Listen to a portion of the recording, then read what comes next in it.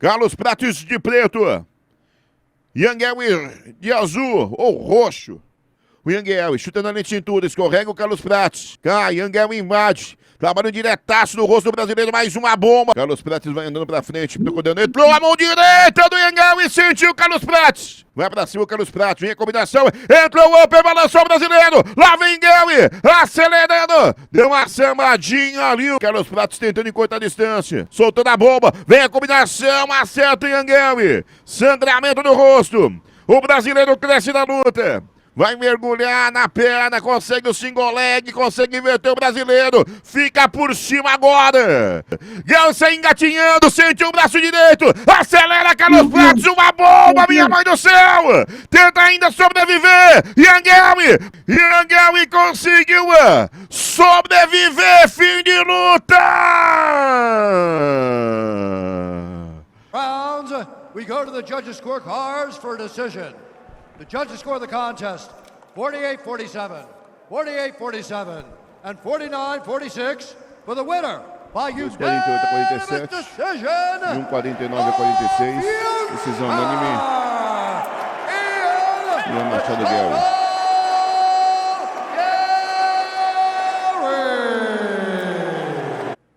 Fernando Keller na luta principal do UFC Kansas City. Deu a Ian Machado Guerra. Decisão unânime. 2 juízes marcaram 48-47. Um marcou a 49-46 a favor do irlandês contra o brasileiro Carlos Prates. Me conta um pouquinho de como foi este combate entre o irlandês e o brasileiro. Bom, Cezão, foi um lutão, cara. Entregou o que a gente estava esperando. Uma grande luta entre 2 grandes lutadores. E antes que comecem o pessoal do Apocalipse aí, do fim do mundo, cara, isso tem muito mais mérito do Yanguewi do que qualquer tipo de demérito do Carlos Prates. Não faltou gás pro brasileiro, inclusive o 5º round foi o melhor do Carlos Prates na luta, mas o Yanguewi fez uma luta absurda, assim, é impressionante como que o irlandês evolui a cada luta, né? A cada luta ele se mostra um lutador melhor do que na luta anterior. E a gente está falando de um cara com 27 anos. Então a margem de evolução ainda é muito grande. O céu é o limite para o Yanguewi. Esse moleque é muito bom. É bizarro. Fez uma luta excelente, não dando espaço para o Carlos Prates, né? Sabendo que o Carlos Prates não é um lutador de muito volume.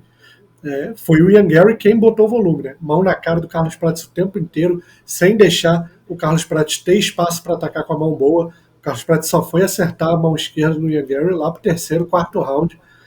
Antes disso, no máximo jab. E aí é muito mérito do irlandês, cara. Entrou com a estratégia perfeita, fintando bastante queda para usar a trocação, combinando muitos golpes, sempre sequência de 3, 4, 5, 6 golpes às vezes. E deixando o Carlos Prates sempre na perna de trás, né? Sempre desconfortável. O Carlos Prates tentou fazer o jogo de sempre, né? Aquele jogo de predador, de ir cercando, tentando ser mais preciso e letal do que volumoso, né?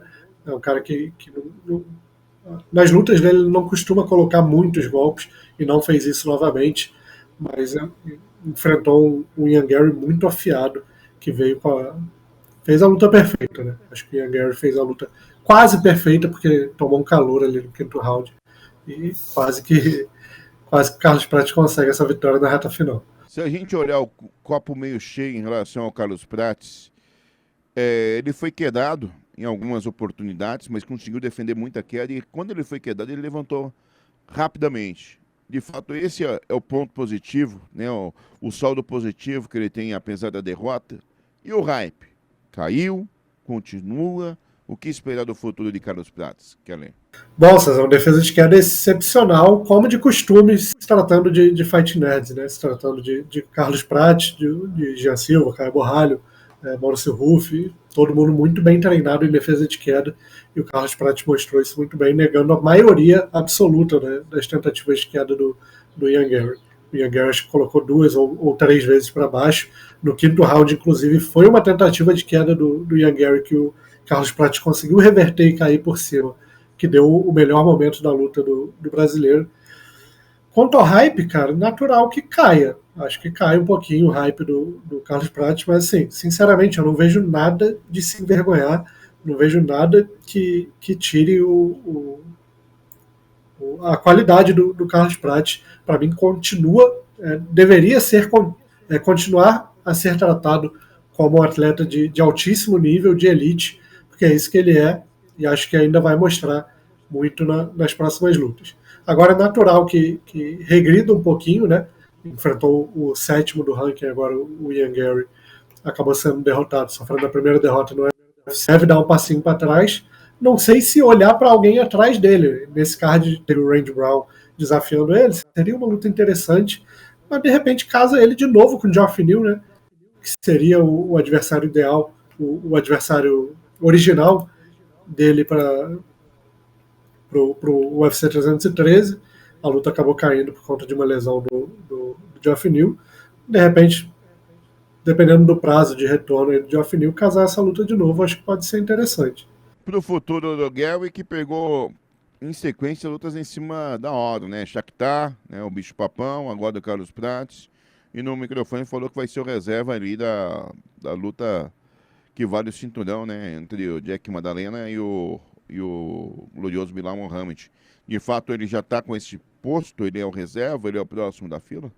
Cara, eu nem sei se seria boa para ele, né? Como você falou, pegou uma luta em cima da hora contra o Rakhmonov, agora uma luta em cima da hora contra o Carlos Prates. A disputa de cinturão da categoria daqui a 2 semanas. O Ian Gary acabou de fazer 5 rounds duros ali contra o Carlos Prates. Acho que não é o caso de ser reserva nessa disputa já, não.